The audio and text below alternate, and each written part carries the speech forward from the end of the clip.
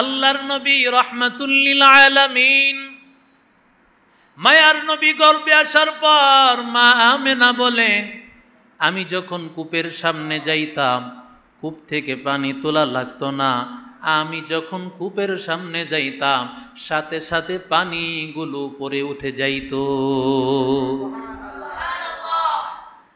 অন্যান্য মহিলারা ডাক দিয়া বলে, আমেনা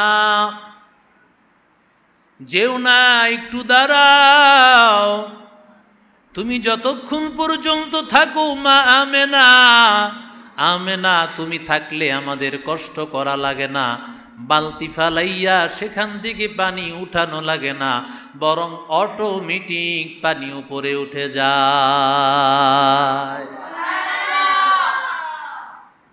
এরে নবীর আশিক উম্মতের দল, রাসূল দুনিয়াতে আগমন করার পর মা আমেনা আব্দুল মুত্তালিবের কাছে হাজির। আব্দুল মুত্তালিব ডাক দিয়া কয়, আমেনা তুমি না বিধবা নারী, তোমার স্বামী নাই, তাহলে তুমি সেন্ট ব্যবহার করো, খুশবু ব্যবহার করো, তুমি কেন সুগন্ধি ব্যবহার করো? আমেনা ডাক দিয়া বলে, শ্বশুর আব্বা যান, না না, আমি কোনো খুশবু ব্যবহার করি না, কোনো সুগন্ধি ব্যবহার করি না। আল্লাহর কসম, মুহাম্মদ আমার গর্ভে আসার পর থেকে কোনো সুগন্ধি ব্যবহার করা লাগে না, 24টা ঘন্টা আমার থেকে সুগন্ধি আসতে থাকে। हकीकत से तू दुनिया बेखबर है, दुनिया की नुमाइश पर नजर है, नमी गोयम के अज दुनिया जुदा बाश, बहर करे के बाशी बा खुदा बाश, चिस्ते दुनिया از خدا غافل بودن، نہیں کو معشوق نقره فرزندزان।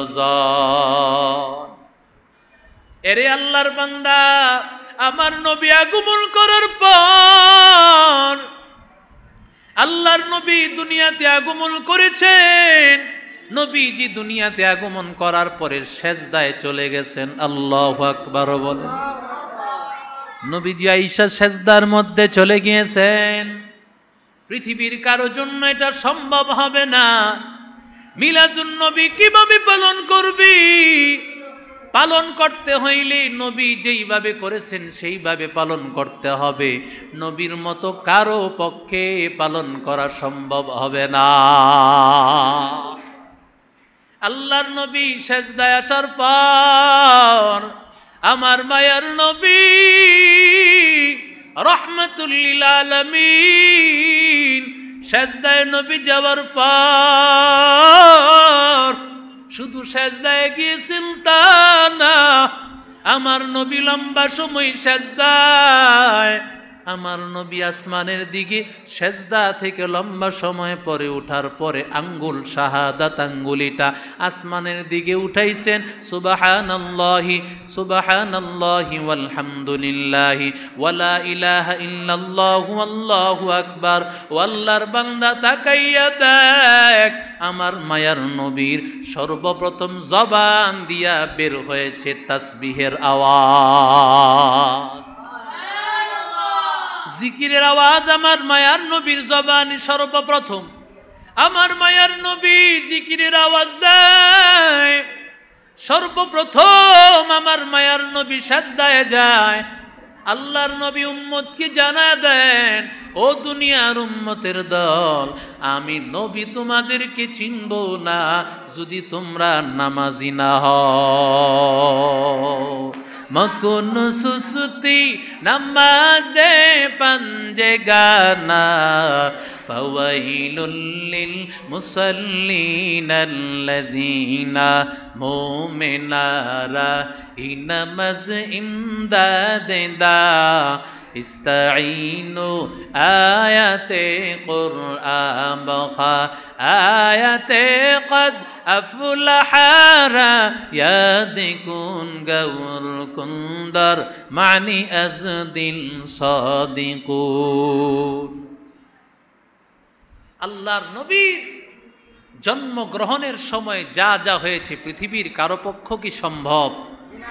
জোরে বলবেন। যদি কারো পক্ষে সম্ভব না হয় তাহলে মিলাদুন নবী মানুষ পালন করবে কিভাবে বলেন? মিলাদুন নবী পালন করার বিষয় না,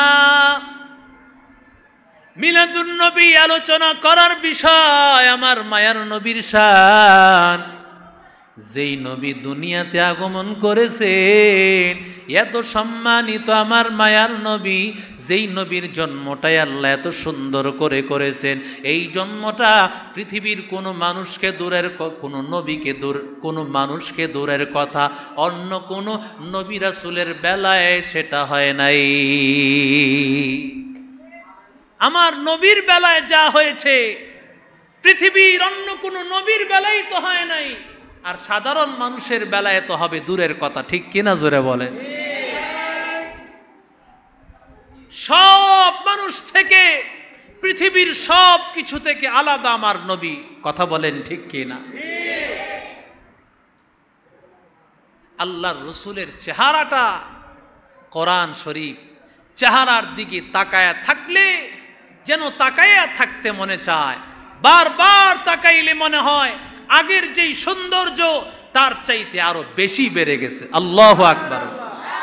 তু শাহে খুবা তু জানে জানা, তু শাহে খুবা তু জানে জানা, ये चेहरा उम्मुल किताबे तेरा, ये चेहरा उम्मुल किताबे तेरा, तू शाहे खूबा तू जाने जाना, तू शाहे खूबा तू जाने जाना, ये चेहरा उम्मुल किताबे तेरा, न बन सकी है न बन सकेगा, न बन सकी है न बन सकेगा, मिसाल तेरी जवाब तेरा, मिसाल तेरी जवाब तेरा, दिलदार बड़े आए महबूब बड़े देखे,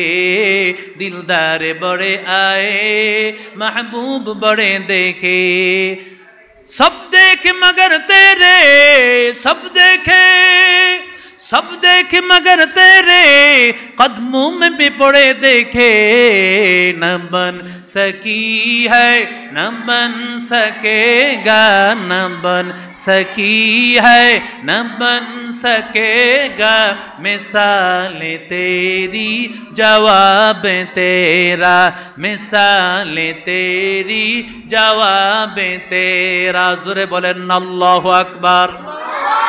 तू शाहे खूबा तू जाने जाना, तू शाहे खूबा तू जाने जाना, ये चेहरा उम्मुल किताबे तेरा, ये चेहरा उम्मुल किताबे तेरा। जोरे बोलें अल्लाहु আকবার। কেমন নবী আমরা পেয়েছি, রহমাতুল লিল আলামিন।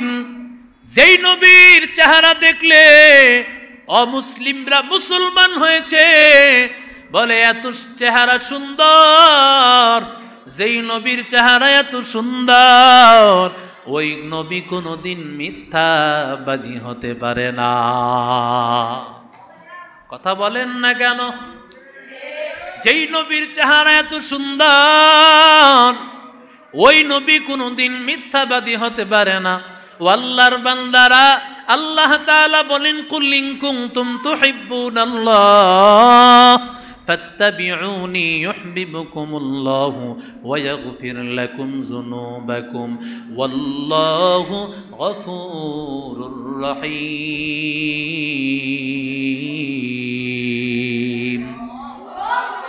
আল্লাহ ডাক দিয়া বলেন নবী আপনি জানায়া দেন যদি তোমরা আল্লাহকে ভালোবাসতে চাও ফাত্তাবিউনি, আমি নবীর অনুসরণ করো, ইউহিব্বুকুমুল্লাহ, আল্লাহ তোমাদেরকে ভালোবাসবেন। ও আল্লাহর বান্দারা, সবাই যদি স্লোগান দাও আমি নবীরে ভালোবাসি, কিন্তু নবীর সুন্নাত তোমার ভিতরে নাই, তুমি আশিক রাসূলের স্লোগান দিলা, বিশ্ব আশিক রাসূলের মাওলা বান্দা বড় বড় ব্যানার লাগায় তুমি রাস্তায় স্লোগান দিলা, কিন্তু বান্দা এক ওয়াক্ত নামাজ সারা দিনে পড়লা না, নবীর সুন্নাতটা তোমার মুখে নাই, তোমার শরীরে নাই, আর তুমি আশিক রাসূল নামে করতেছো। আসলে তুমি আশিক রাসূল না, আশিক রাসূল নামে বড় ধোঁকাবাজ। এরে আল্লাহর বান্দারা, ও যুবক, আল্লাহর গোলাম, তাকায়া দেখ, আজকে একজন আশিক রাসূল নামে নুরা পাগলারে কবর দিয়েছে, জনগণ তাকে কবর থেকে উঠাইয়া আগুন দিয়া পুড়ায় ফেলেছে। এর পিছনে বড় একটা কারণ, বাংলাদেশের প্রশাসন বড় দুর্বল। বাংলাদেশের প্রশাসন যদি শক্তিশালী হতো, আজকে নুরা পাগলাকে নিয়ে বিশাল বড় একটা কাবার মতো ঘর বানায় সেখানে তাকে দাফন করছে, কাবার মতো ঘর বানায় সেখানে দাফন করেছে, উঁচু জায়গা বানায়া এখানে আইসা যেন মানুষ জিয়ারত করে। আলেম ওলামারা সবাই প্রেস ব্রিফিং করেছে সাংবাদিকদেরকে দিয়ে, কিন্তু প্রশাসনের কান পর্যন্ত পৌঁছে নাই। যখন কোনো আইন কোনো প্রশাসনের লোক হাতে নিবে না, সেই আইন মুসলমান হাতে নিয়ে নিবে, ঠিক কিনা জোরে বলেন।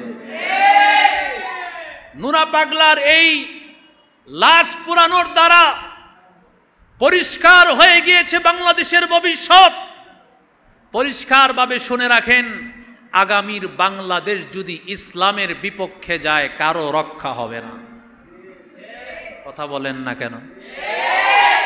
যেমন ভাবে কোরআনের বিপক্ষে গিয়ে একটা লাশকে দাফন করার কারণে এই লাশকে কেন্দ্র করে যত ধরনের অপকর্ম হয়েছে, তাকে কেন্দ্র করে যেমন মুসলমান নিজ হাতে এই দায়িত্ব নিয়েছে, আগামীর দিনে যদি কোরআনের বিপক্ষে গিয়ে মুসলমানের বিপক্ষে গিয়ে ইসলাম বিদ্বেষী হয়ে কোন আইন পাশ করতে চায়, তাহলে তাদের জিভ কেটে দেওয়া হবে। কথা বলেন ঠিক না বেঠিক?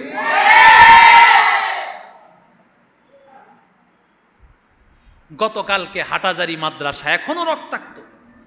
কেন? ওই যে জিলা ফিকুর মার্কা মৌলবী,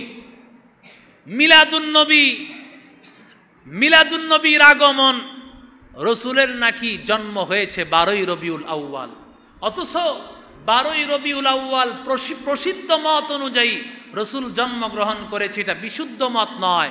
বিশুদ্ধ মত হলো 8ই রবিউল আউয়াল। 12ই রবিউল আউয়াল নবীজি জন্মগ্রহণ করেছে, এটা একটা প্রসিদ্ধ কথা, কিন্তু 12ই রবিউল আউয়াল নবীজি মারা গেছেন, এতে কোনো সন্দেহ আরো জোরে বলেন। বাবার মৃত্যু বার্ষিকীতে যেই সন্তান আনন্দ করে, সে কি ভালো সন্তান না জারজ সন্তান?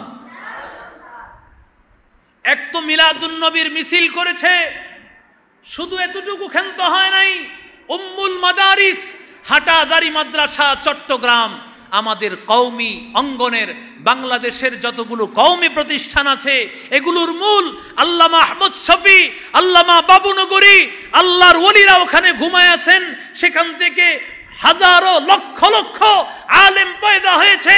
সুতরাং যে সমস্ত লোকেরা এই মাদ্রাসাকে পণ্ডু করতে চাও, মাদ্রাসাকে বানচাল করতে চাও, কোরআন শিক্ষাকে ধ্বংস করতে চাও, পরিষ্কারভাবে বলছি, এই বাংলাদেশে তোমাদের জায়গা হবে না। বাংলাদেশে জায়গা হবে। বাংলাদেশ কোরআনের দেশ, ইসলামের দেশ। এদেশকে, এই দেশে যদি কেউ থাকতে চায়, কোরআন মেনে ইসলাম মেনেই থাকতে হবে। কোরআন আর ইসলাম না মাইনা তাসলিমা নাসরিন বোরকার বিরোধিতা কইরা লাস্টে বোরকা পইরা পালাইতে বাধ্য হয়েছে। কথা কন না কেন?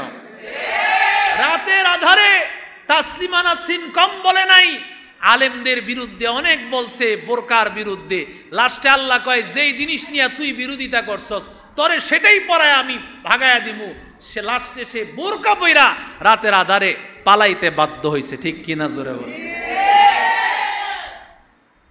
বড় আফসোস লাগে। কি নিয়া তোমরা চিল্লাইতেছো, কি নিয়া তোমরা স্লোগান দিতেছো? মিলাদুন নবী কি পালন করার বিষয়? কথা বলেন না কেন? মিলাদুন নবী কি পালন করার বিষয়? আর এই মিলাদুন নবীকে কেন্দ্র করে যারা জশ্ন জুলুস করবে সম্পূর্ণ হারাম। এর কারণে কাল কিয়ামতের ময়দানে রসুলের কাঠগড়ায় তোমাদেরকে আসামি হিসাবে দাঁড় করায় দেওয়া হবে। রসুল বলবে, আরে আমি রসুল কি মৃত্যু দিবসে আমি রসুল কি একটু দোয়া পাওয়ার ভাগিদার ছিলাম না? আমি রসুলের জন্য যদি বৈশা একবার ফাতিহা পড়তি, তিনবার সূরা ইখলাস পড়তি, আমি রসুলের কবরে একটা খতম সওয়াব চলে যাইত। না কইরা কি করলি? বড় বড় ডেকসেট বাজায়া স্লোগান দিয়া সারা ঢাকা শহর গরম করে, এমনকি মাদ্রাসার উপরও অ্যাটাক করেছো। এটার দ্বারা পরিষ্কার হয়ে গেছে সমস্ত কোরআন হাদিসের বিরুদ্ধে যারাই যাবে আগামীর ভবিষ্যৎ তাদের অনেক খারাপ হবে। ঠিক কিনা জোরে বলেন? আমরা এখনো চাই তোমরা রসুলকে মহব্বত করতে করতে আল্লাহ পর্যন্ত নিয়েছো, তোমাদেরকে বুঝায় আসো, কোরআনের পক্ষে আসো, রসুলের জায়গায় রাখো। রসুলকে বাড়াইতে যদি আল্লাহর সমান, আল্লাহর উপরে তো দূরের কথা, আল্লাহর সমান কি করা যাবে? কথা বলেন না কেন? রসুল রে মানতে কয় রসুল গায়েব জানে, রসুল হাজির নাজির। রসুলকে আল্লাহর সমান বসায় দিল, আল্লাহর উপরে উঠায় নিল। আল্লাহর দন নবীরে দিয়ে নবী গেছে গায়েব হয়া। কথা কন না কেন? নাউজুবিল্লাহ জোরে কন। আল্লাহ হেফাজত করেন, জোরে বলেন আমিন। সাহাবাই কারাম তো নবীদেরকে ভালোবাসছেন। নবীকে কি পরিমাণ সাহাবীরা ভালোবাসছেন। মিলাদুন নবী পালন করছেন আবু তালেব, মিলাদুন নবী পালন করছেন আবু লাহাব। বলেন তো, আবু লাহাব তার বাদী সুয়াইবিয়া তাকে আজাদ করে দিছে। আবু লাহাব কি এ কারণে জান্নাতি না জাহান্নামী? কেন জাহান্নামী? বলে এই কারণে জাহান্নামী, আবু লাহাব মিলাদ মানছে, রসুলের সিরাত মানে নাই। মিলাদ মাইনা সিরাত না মানলে যে অবস্থা, আবু লাহাবের যে অবস্থা হয়েছে, যারা মিলাদ মানে রসুলের সিরাত মানে না, তাদের সে অবস্থা হবে। ঠিক কিনা জোরে বলেন? আরে রসুলের মিলাদ তো সবাই মানে, কারণ রসুলের জন্ম আগে, তারপরেই না রসুলের মৃত্যু। রসুল দুনিয়াতে আগমন করেছেন, এটা হলো রসুলের মিলাদ। আর রসুলের সিরাত হলো 63 বছর আগে জন্ম, তারপরেই না তার জীবন। ঠিক কিনা জোরে বলেন? রসুলের মিলাদ মানে নাই কে বলছে? কয় ওয়াহাবিরা রসুলের মিলাদ মানে না। গাঞ্জাখুরি কথা কোথায় পাইলা? রসুলের মিলাদ মানে না কে বলেছে? বরং আমরা যেই পরিমাণ রসুলের মিলাদ সম্পর্কে জানি, তোমরা গোড়ার ডিমটাও জানো না। ঠিক কিনা জোরে বলেন?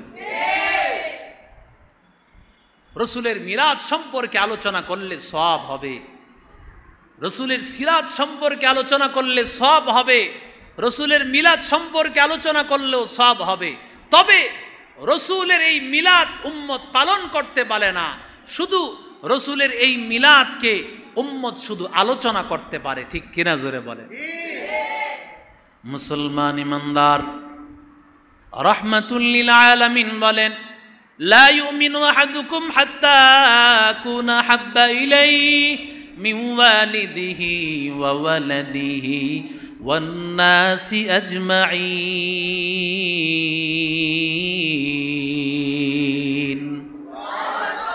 আল্লাহর নবী বলেন, যতক্ষণ পর্যন্ত তোমার ভাই, তোমার বোন, তোমার মা বাবা সবার থেকে আমার নবীকে প্রিয় না মনে করবা, ততক্ষণ পর্যন্ত তুমি পরিপূর্ণ ইমানদার হতে পারবা না। ঠিক কিনা জোরে বলেন? এরে আল্লাহর বান্দা ও যুবক, রাহমাতুল লিল আলামিনকে নিজের সবচেয়ে আপন বানিয়ে নাও। যদি আল্লাহর নবীকে সবচাইতে আপন বানাইতে পারো রে বাবা, যদি নবীকে সবচাইতে আপন বানাইতে পারো, মরতে দেরি জান্নাতে যাইতে দেরি হবে না। তুকু যাও সুন্নতে আহমদ তুকু যা বা মোহাম্মদ কাইবুয়াদ নিসবত তোরা কার শাইত মি কুনি নামত ওয়ালি গরওয়ালি লানো তাস্তাই বরওয়ালি हम सुरातो हम सिराते मुस्तफा दर तमामी हालियों को इत्तिबाए सुन्नते खैरुल बशर गिरे लाज़िम तबयाबी ए पेसार। एरे नबीर आशिक उम्मतिर दल মায়ার নবী রাহমাতুল লিল আলামিনের একজন সাহাবী, এমন কোন সুন্নত নাই নবীজির সুন্নত পালন করে নাই, সব সুন্নত আল্লাহর বান্দা পালন করত।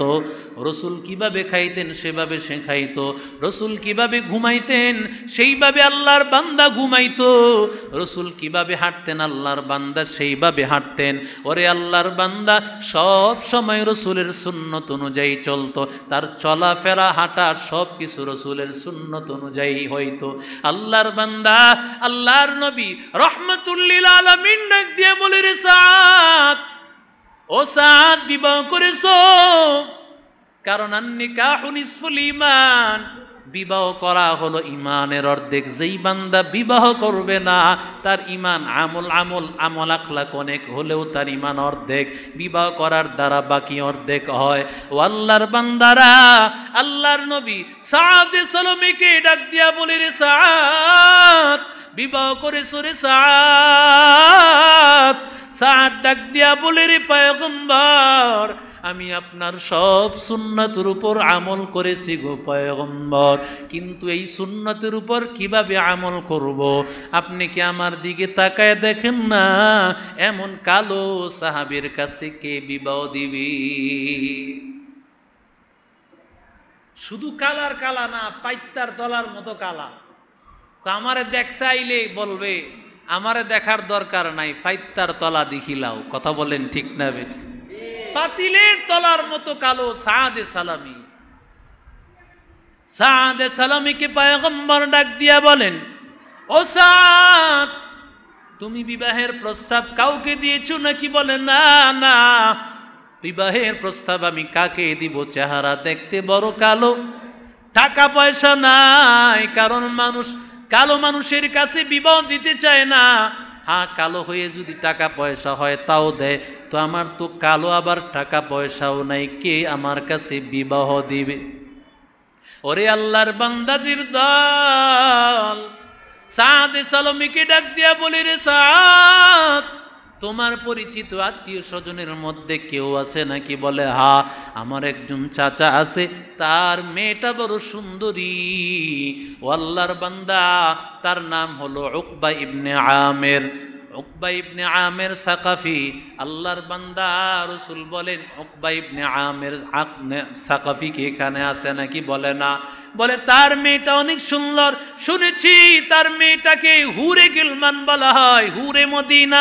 মদিনার মধ্যে এত সুন্দরী নারী আর একজনও নাই, আমি তার কাছে কিভাবে বিবাহের প্রস্তাব দিব?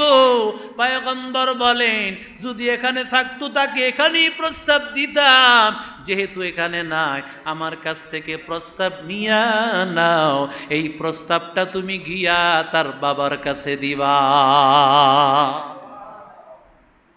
কালো সাহাবী নবীর পক্ষ থেকে প্রস্তাব নিয়ে গিয়েছেন, ডাক দিয়া বলে, চাচা যান, ঘরের মধ্যে কে আছেন? কি হয়েছে ভালো করে বলো। বলে আমি সাদে সালামি। কোথা থেকে আসছো? বলে আনা মিন রাসূলিল্লাহি সাল্লাল্লাহু আলাইহি ওয়াসাল্লাম, আমি রাসূলের দরবার থেকে এসেছি। কেন এসেছো? বলে আপনার মেয়ের বিবাহের প্রস্তাব আমি নিয়ে এসেছি। কত বড় সাহস! এই চেহারা দিয়া তুমি কিভাবে বিবাহের প্রস্তাব দাও? এত কালো চেহারার মানুষের কাছে কি আমি আমার মেয়ের বিবাহ দিব নাকি? বলো দেন বা না দেন সেটা আপনার বিষয়, আমি দিয়া গেলাম, তবে আমার আফসোস নাই যদিও আমি কালো হই, আমার নবী বলেছেন আমি নাকি জান্নাতি সাহাবী। এই কথা বলিয়া সাদ সালামি আল্লাহর বান্দা বিদায় হয়ে নবীর দরবারে আসিয়া হাজির। এমন সময় মেয়েটা ঘরের আড়াল থেকে ওই সাদের সমস্ত কথা শুনেছে। মেয়েটা ডাক দিয়া বলে, বাবা এই ছেলেটা কি প্রস্তাব নিয়ে এসেছে? এবার মেয়ের বাবা ডাক দিয়া বলে, সে বিবাহের প্রস্তাব নিয়ে এসেছে। বলে, বাবা তোমার মতামত কি? মতামত কি মানে তুমি কি বলতেছো? বলে, আমি কিন্তু রাজি আছি। বলে, মা তুমি তারে দেখো না একবারে পাইতার তলার মতো, পাতিলের তলার মতো কালো, এত কালো মানুষ হয় না, তুমি তাকে দেখো নাই, দেখলে তুমি পছন্দ করতা না, দেখলে তুমি কোনোদিন পছন্দ করতা না। এমন সময় আল্লাহর বান্দা মেয়েটা ডাক দিয়ে বলে, বাবা তুমি কি শোনো নাই এই সাদ যে বলেছে তাকে প্রস্তাব পাঠাইছেন আল্লাহর নবী। আল্লাহর নবী যখন কোনো সিদ্ধান্ত দেন ওই সিদ্ধান্তের উপরে কথা বলার ক্ষমতা কারো নাই। আর বাবা ভালো করে শুনে নাও, এই ছেলেটার ব্যাপারে আল্লাহর নবী বলেছেন ছেলেটা নাকি জান্নাতি ছেলে, ও নাকি জান্নাতি সাহাবী। তুমি যদি বিবাহ দাও তাহলে ভালো কথা, আর না হয় আমি যেহেতু বালেগা, আমার বিবাহ করার আমার অধিকার শরীয়ত দিয়েছে, আমি নিজেই বিবাহ করে ফেলবো। বাবাই চিন্তা করলো বেকায়দা অবস্থা, যদি নিজেই বিবাহ বসে ফেলে এটা আমার জন্য বড় বড় লজ্জার কারণ। এমন সময় মেয়ের বাবা ডাক দিয়ে বলতেছেন, আমি নবীর কাছে যাব, নবীর কাছে গিয়া জিজ্ঞাসা করব। এবার আল্লাহর বান্দা গিয়া রহমাতুল লিল আলামিনকে সালাম দিয়া বলেন, আসসালাতু ওয়াসসালামু আলাইকা ইয়া রাসূলুল্লাহ, ওগো পয়গম্বর আপনি কি সাদ সালামীকে পাঠাইছেন বিবাহের প্রস্তাব দিয়া? নবী বলে, হ্যাঁ হ্যাঁ আমি তাকে পাঠাইছি। এবার মেয়ের বাবা ডাক দিয়া বলে, নবী আমি মেয়ের বাবা হিসেবে আমি রাজি আছি। আল্লাহর নবী বলেন, তোমার মেয়েও কি রাজি আছে নাকি? বলে, হ্যাঁ আমার মেয়েও রাজি, আমার পরিবারের সবাই রাজি। সাদকে এবার নবী ডাক দিয়া বলেন, সাদ বিবাহের সব কিছু হয়ে গিয়েছে, ও সাদ এবার আমি সব কিছুর ব্যবস্থাপনা করতে চাই, মোহর দিতে হবে, কারণ এটা বড় বংশের একজন নারী, মেয়ে বড় বংশগত একজন নারী, বড় উঁচু বংশের একজন নারী, আবার মেয়ে বড় সুন্দরী নারী, হুরে মদিনা বলা হয়, মোহর তোমাকে দিতে হবে। বলে, কত মোহর? বলে 400 দিরহাম দেওয়া লাগবে।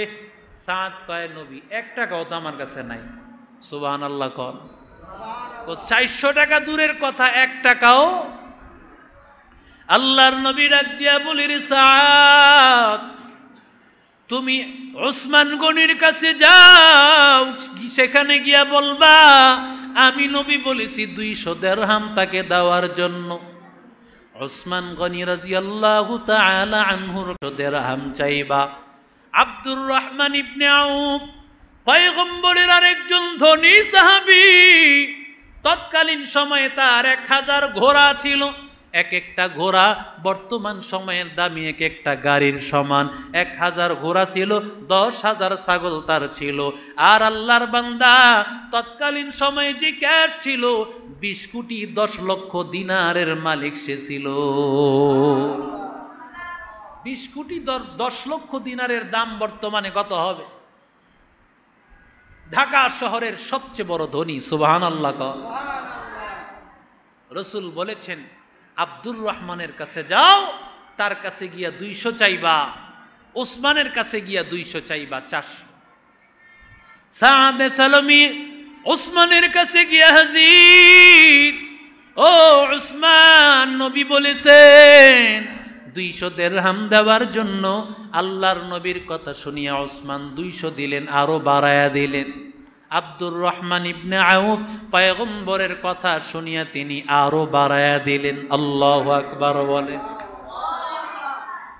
এবার মোহর দেওয়ার পর আলতা, সুনু, পাউডার, আরো শাড়ি, এগুলো লাগবে কি লাগবে না?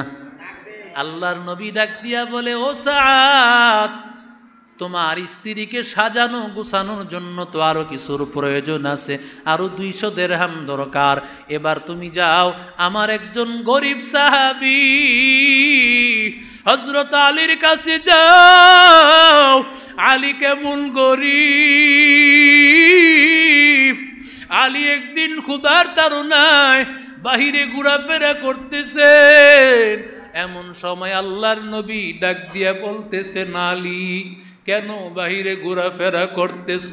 আলী বলেন, গো নবী, আমার খাবারের মতো ঘরে কিছু নাই, আমি খাবারের খোঁজে বাহিরে বের হয়েছি। আল্লাহর নবী ডাক দিয়া বলে, রে আলী, আমি নবীর ঘরে কিছু নাই, তাহলে তোরে দিয়া দিতে পারতাম। তবে আলী, তুমি অমুক বাগানে যাও, আর গিয়া তুমি সেখান থেকে খেজুর নিয়ে আসো। সেখানে যাওয়ার পর হযরত আলী গিয়া দেখেন খেজুর থাকবে তো দূরের কথা, গাছের মধ্যে পাতাই নাই। আল্লাহর নবীর কাছে আসছে, ও নবী, গাছের মধ্যে তো খেজুর থাকবে, দূরের কথা পাতা নাই। নবী বলেন, তাড়াতাড়ি যাও, খেজুর বাগানে গিয়া বলবা আমি রহমাতুল লিল আলামিন বলেছি খেজুর দেওয়ার জন্য। এরে আল্লাহর বান্দা, যখন সাদ গিয়া বলেছে, হযরত আলী গিয়া বলেছে নো খেজুর গাছ, রহমাতুল লিল আলামিন বলেছেন খেজুর দেওয়ার জন্য, এই কথা বলতে দেরি হয়, সাথে সাথে যেই গাছের মধ্যে পাতাও ছিল না, আল্লাহ খেজুর ধরাইয়া সেখান থেকে খেজুরের ব্যবস্থা করে দিয়েছে। কেমন গরিব সাহাবী হযরত আলী! হযরত আলীও 200 দিরহাম দিয়া দিল। ওরে আল্লাহর বান্দা, এবার 200 দিরহাম নিয়ে আসিয়া হযরত আলী রাদিয়াল্লাহু তাআলা আনহু থেকে 200 দিরহাম নিয়ে আসিয়া সাআদে সালামি মোহর দিয়া দিল। মোহর দেওয়ার পর এবার সাআদে সালামি 200 দিরহাম দিয়া বিবির জন্য তিনি কাপড় চোপড় ক্রয় করবেন, বিবিকে সাজানোর সব সামগ্রী ক্রয় করার জন্য মদনপুর মার্কেটে মনে করেন হাজির হয়েছে। আল্লাহর বান্দা মার্কেটিং করবে, মার্কেটিং করার জন্য দোকানে দোকানে ঘুরতেছে। এমন সময় হযরত বেলাল ডাক দিয়া বলেন, হাইয়া আলাল জিহাদ, গেছো, আমার নবীর সাথে যুদ্ধ শুরু হয়ে গেছে, তাড়াতাড়ি আসো, তাড়াতাড়ি আসো। নবীর আশেক কারা আসো, একটা মুহূর্ত বসিয়া থাকিও না। নবীর আশেকারা তাড়াতাড়ি দৌড়াইয়া হযরত সাআদে সালামি পয়গম্বরের সাহাবী, এত সুন্দরী নারী পাইছেন। শুধু সুন্দরী নারী না, বরং সবচাইতে মদিনার একজন ধনী আর পরিবারের সন্তান, এত ধনী পরিবারের সন্তান, আবার এত সুন্দরী নারী। কিন্তু সাহাব যখন শুনতে পাইল নবীর আশিকেরা বসে থাকতে পারবে না, আল্লাহর নবীর সাহাবী যেই 200 দিরহাম দিয়া স্ত্রীর কাপড় ক্রয় করার জন্য আসছে, ওই টাকা দিয়া আর স্ত্রীর কাপড় ক্রয় করে লয়, বরং ওই 200 দিরহাম দিয়া একটা ভালো, একটা তেজি একটা ঘোড়া ক্রয় করেছে, একটা ধারালো একটা তরবারি ক্রয় করেছে, একটা ভালো একটা জুতা ক্রয় করেছে, আর একটা কালো কাপড় পরিয়া হযরত সাআদে সালামি চক্ষুটা ঢাকিয়া সব অঙ্গ প্রত্যঙ্গগুলো, চোখটা খোলা রাখিয়া সব সমস্ত অঙ্গ প্রত্যঙ্গ ঢাকিয়া সাআদে সালামি এবার ঘোড়ার পিঠে উঠিয়া যুদ্ধের ময়দানে রওনা করলেন। ওরে আল্লাহর বান্দা, যুদ্ধ শুরু হয়ে গেল, কাফের বিরুদ্ধে লড়াই, কাফেরদের বিরুদ্ধে লড়াই শুরু হয়ে গেল। মুসলমানের একটা দল, কাফেরদের একটা দল। এমন সময় সাআদে সালামি কালো কাপড় পরে আসছেন, কেউ তাকে চিনতে পারতেছে না। রাহমাতুল লিল আলামিন তাকাইয়া দেখতেছেন আমার নবী, এমন একজন ব্যক্তি কেউ তাকে চেনে না, তবে তাকে দেখে মনে হয় সে আমাদের ব্যক্তি, যেহেতু কাফেরের বিরুদ্ধে লড়াই করতেছে। কিন্তু সাহাবীরা কেউ চিনতেছেন না, নবীও চিনতেছেন না। এমন সময় লড়াই করতে করতে এক পর্যায়ে সাআদে সালামি যখন তার কাপড়ের ভেতর থেকে হাতটা বের করছে, নবী আমার চিৎকার দিয়ে ডাক দিয়ে বলে, এই হাতটা আমার সাআদের হাত, এটা আমার সাআদে সালামির হাত, যেই সাআদকে আমি বিবাহ বন্ধনে আবদ্ধ করে দিয়ে আসছি। সাদ এখানে কিভাবে আসলো? সাদের তো আজকে বাসর ঘরে থাকার কথা। ও আল্লাহর বান্দারা, যুদ্ধ চলতে চলতে এক পর্যায়ে হযরত সাআদে সালামি আহত হয়ে আছেন। সাহাবায়ে কেরামেরা ধরাধরি করিয়া সাদকে নবীর কাছে নিয়ে আসছে। আমার নবীর কাছে নিয়ে আসার পর আল্লাহর নবীর রান মুবারকের মধ্যে সাদকে শুয়াইছে। কত ভাগ্যবান সাহাবী, যেই সাহাবী ইন্তেকালের আগে আমার নবীর রান মুবারকের মধ্যে ঘুমায়। এমন সময় শুইয়াছেন, আল্লাহর নবীকে ডাক দিয়া বলতেছেন, ও নবী, আমার জন্য কি জান্নাত হবে না? নবী ডাক দিয়া কয়, ও সাআদ, আল্লাহ তোরে জান্নাতি বানাবে, তুই জান্নাতি সাহাবী। এমন সময় আল্লাহর বান্দা আমার নবী ডাক দিয়া বলে, রে সাআদ, ও সাআদ, ভালো করে বলো, তুমি কেন এই কালো কাপড় পরিয়া সারা শরীরে কালো কাপড় পরছো, কারণটা কি? সাআদে সালামি ডাক দিয়া বলেন, ও পয়গম্বর, আপনি তো আমারে বিবাহের ঘরে পাঠায় দিয়েছেন, বিবাহের ব্যবস্থা করে দিয়েছেন। আজকে আমার বাসর ঘরে যাওয়ার কথা, ওই মদিনার সবচাইতে সুন্দরী নারীকে বিবাহ করেছি। ও পয়গম্বর, যখন আমি বাজার করতে গেলাম, ওই সময় বেলালের আওয়াজ শুনলাম, হাইয়া আলাল জিহাদ। নবীর আশেকেরা যারা আছো, আর বসিয়া থাকিও না, আমার নবীর সাথে যুদ্ধ চলতেছে, নবীর আশেকেরা বসিয়া থাকিও না। এই কথা আমি শোনার পর আমি মনে মনে ভাবলাম, আমার নবীর আশেক তো আমি হতে পারবো না। যদি আমি যুদ্ধের ময়দানে না যাই, আমি আশেক হতে পারবো না। এই জন্য আমি কাপড়াবৃত্ত হইয়া আমি আসলাম, কেউ যেন আমারে চিনতে না পারে, চিনলে আমাকে যুদ্ধের অনুমতি দিবে না। ও আল্লাহর বান্দারা, আমার মায়ার নবী রাহমাতুল লিল আলামিন, আমার মায়ার নবীর উরু মুবারকের মধ্যে মাথা। এমন সময় আল্লাহর নবী আসমানের দিকে তাকাইছে। হঠাৎ করে আল্লাহর নবী আসমানে তাকাইছেন, সাআদে সালামির জানটা চলে গেছে। নবী আবার আসমানের দিকে তাকাইয়া নবী মুচকি হাসছেন।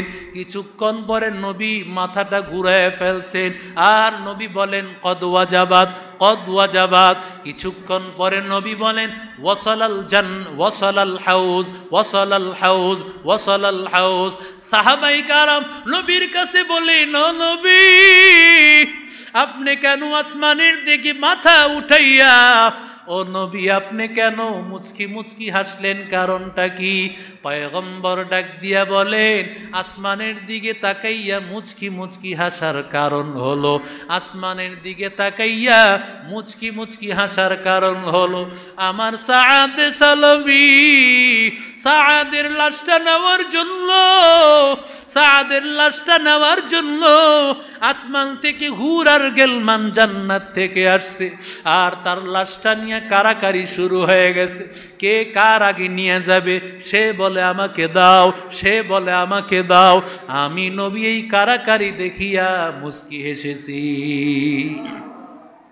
আর আমি মাথাটা কেন ঘুরাইয়া ফেললাম, ওরা কারাকারি করতে গিয়া তখন তাদের কাপড় জায়গা মতো নাই, সতর থেকে কাপড়টা সরে গিয়েছে। এই জন্য আমি রাহমাতুল লিল আলামিন আমি চেহারাটা ঘুরাইয়া ফেললাম। ওরে নবীর আশিক উম্মতের দল, ও আল্লাহর গোলাম, আমি কদ ওয়াজাবাত কেন বললাম? ওয়াজাবাত মানে হলো সাআদে সালামির জন্য জান্নাত ওয়াজিব হয়ে গেছে। ওয়াসালাল হাউজ এই জন্য বললাম সাআদে সালামির রূহটা আল্লাহ তাআলার কুদরতি হাউজে কাউসারে পৌঁছে গিয়েছে।